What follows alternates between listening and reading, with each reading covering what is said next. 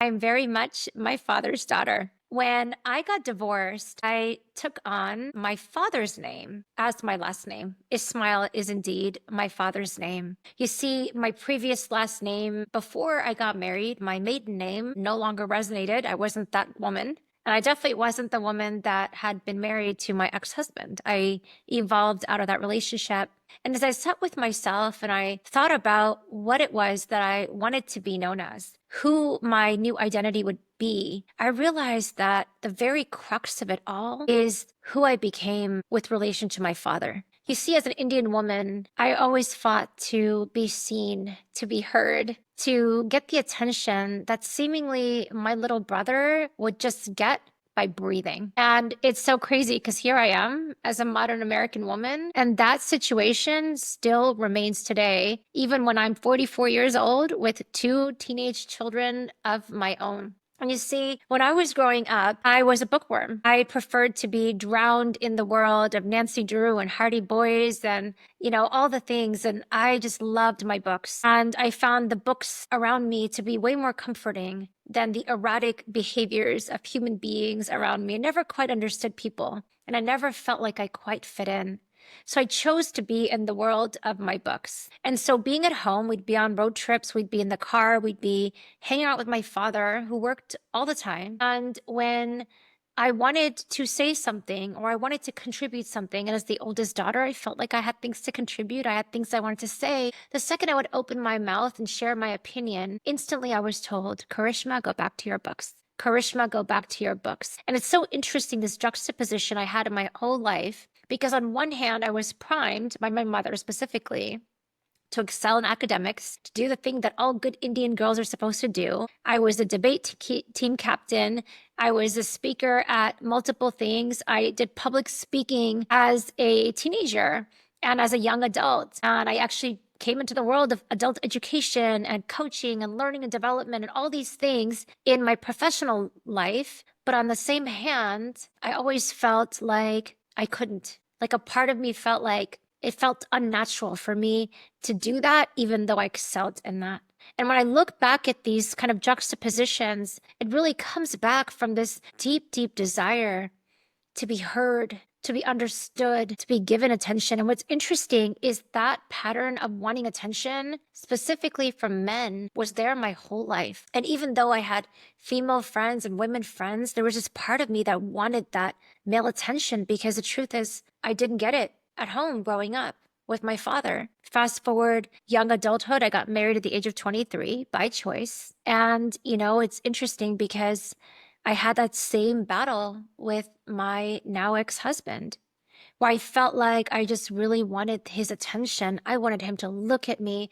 I wanted him to tell me how beautiful I was. I wanted him to tell me how smart I was.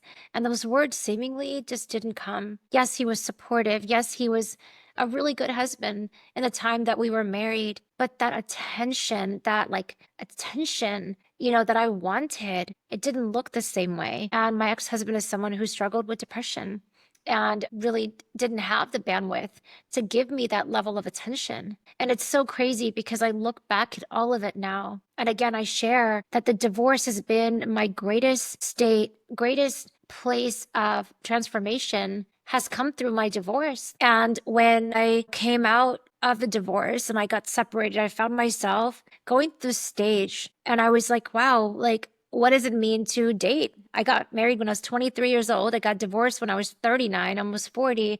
I was like, what does it mean to date? And I found myself in these meetups and I found myself in these things with men, and I found myself desiring that attention from the opposite gender over and over and over again. But what was crazy is the more I desired their attention, it actually took me away from myself. That maybe the attention came for a short period of time, but it left me empty. It left me desiring more of what was outside of me. And it was so interesting because this certain shift came. And I'm here to tell you, life shows you exactly where you are. If you're wondering what is happening with you vibrationally on an energy level, life is reflecting back to you exactly what you are, how you are, and life's only purpose, I feel, is to help you come back home to you. Life's only purpose is to help you come back home to you. And it's so fascinating because for the first time, when I was navigating through divorce, the more I found myself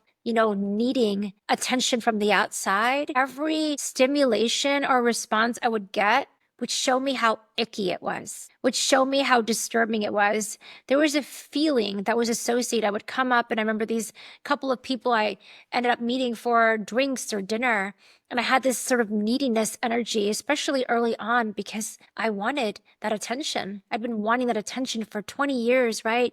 The 17 years of my marriage and several years before that, really 40 years of my life. And I was wanting that attention. But the more I desired that attention, there is something just offsetting with every one of those situations, every one of those circumstances. And what every one of those circumstances taught me, and I'll give you a couple examples. There was one time I met somebody for a drink. It was Valentine's Day. And it was a first date, first drink. I met this human being, and within 5 minutes, we're meeting at a bar. Within 5 minutes, he breaks down in tears. And here I am. I'm a coach. I hear all kinds of crazy things from all kinds of people opposite my Zoom screen. And I haven't had quite that effect on men up until then. And within 5 minutes, he started bawling, literally, at a bar on Valentine's Day, sitting across from me, first date. And basically, it turned out that he had just broken up, that he had gone from a long marriage, as long as mine, into a relationship, into a committed relationship with this woman. And fast forward 2 years, she just dumped him. So instead of taking space and time for himself to really mourn and to really grieve, and I can tell you right now, divorce is like death. Divorce is like death, and you got to give yourself that space and time to grieve, to allow life to settle, for you to come back to yourself. This man had just gone from one relationship to the next, and now here he was, relationship-less, and the first thing he does is find a date for Valentine's Day. And it was so crazy because I left that bar, I left that night, and I sat there and I held space for him for an hour and a half. I was like, what the heck am I doing here? And I remember going home and I'm like, Karishma, this isn't right. Karishma, this is not how it's supposed to be. Karishma, this, what you're bringing out in the universe, this that is being mirrored to you with people around you, is showing you that something is fundamentally off. And one thing I've shared over and over again is my 3 magic words that I've learned from Al-Anon, actually.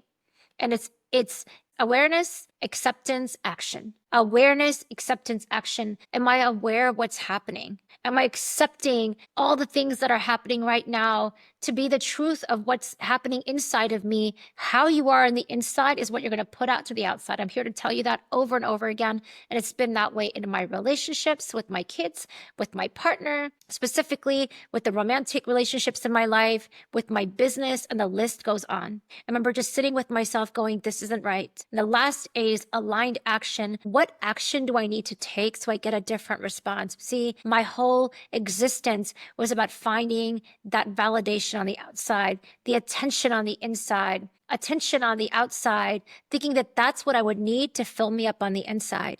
And for me, that was the biggest shift, because I was like, no more. I'm not giving my most precious commodity, which is my time, to someone that isn't deserving of that time. Instead of me giving away my most precious commodity, my time, my attention, my focus, and giving it to everyone outside of me. What would it look like for me to really start dating myself? What would it look like for me to really start giving the attention, the focus that I wanted from the outside for so long, and decide the only person worthy enough to receive that attention was me? What if I decided the only person that deserved that attention, my focus, was me? And it was so amazing, because I look back, that Valentine's Day was a pivotal milestone for me, where I decided that, you know what, I was going to be my greatest love. I was going to be that person that I've been waiting for my whole life. And for the first time in my life, I decided to date myself. When I would have evenings free without my children, I would ask myself, Karishma, what do you want? How do you want to spend your time? What do you care about? What do you want to do? How is that you want to spend your evenings, your nights? And I would start going on these long drives, listening to the most amazing music that filled my soul. I took up salsa lessons because I loved the way that music got me out of my head, into my heart, into my body. It made me feel so young. It made me feel so sexy. And it wasn't for anybody else. It was simply for me. I decided to take myself out to dinner, to drinks, to bars, and be like, you know what food do I want to eat? What do I want to enjoy? What would it look like to give me all of that I want someone else to give to me? And that for me was the biggest shift, because that shift of looking from the outside to fill me up on the inside was now done. Now it was about filling me up from the inside. And what was crazy, what was incredible is that moment, I was like, no more, no more looking for men, no more looking for attention, no more looking for anything. And these people would come into my awareness, these men that became friends, and I started formulating just really chill relationships with people. And it wasn't from a place of neediness. It was a place of just like, you know what? I get to enjoy spending time with you, and I don't need anything from you. And what's amazing, what's even more amazing is 7 months later, the person who is my life partner today, the person that I'm in a committed relationship with today, came into my life. And he used to be a client. And he was that guy, there's some people that are in your life for a reason. Actually, I think everyone in your life is there for a reason. But there's some people that come in and they're supposed to be there as a client, for example, and they come in and they leave. He was always more than a client. He was always more than a client. He was one of my biggest supporters. He was the person that had told me, Karishma, when you're ready for your first retreat, let me know and I'll make it happen. And when the universe started showing me, clients started telling me, Karishma, when's your retreat? Karishma, when's your retreat? He's the person I told, you know what? I think I'm ready for that retreat. And he just made it happen. I just got to show up, be in Mexico, and have the retreat and be the coach. And all the other details were completely taken care of because of him. And this person who was my support, my biggest fan, my biggest supporter, came into my life. And he'd been there for 2.5 years. And every time people would mention, oh, what about him? I'd be like, no, we're never going to be together. He lives 5 hours apart. Like he was married at the time, or I gone through separation. And I told myself, you know what? It can't be him. It can't be him. And the feelings were there. And I would tell myself I didn't have those feelings. I remember one day telling somebody, somebody was telling me, Karishma, you're in your 40s, you're young, your kids are young, get out there, date, go on dates, go meet people. And I said, no, I'm done looking for something from the outside.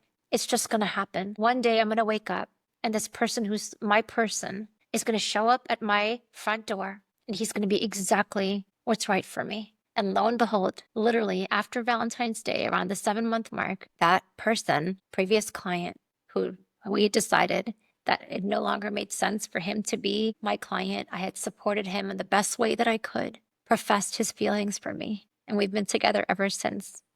And it's been the most beautiful 2.5 years of my life where I get to date and be with my life partner, my best friend. And all of that happened because I chose to see me. I chose to love me. I chose to be okay, hiding, not hiding.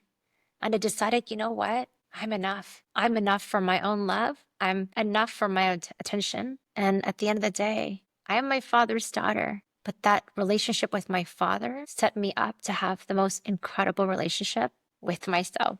And I'm so grateful.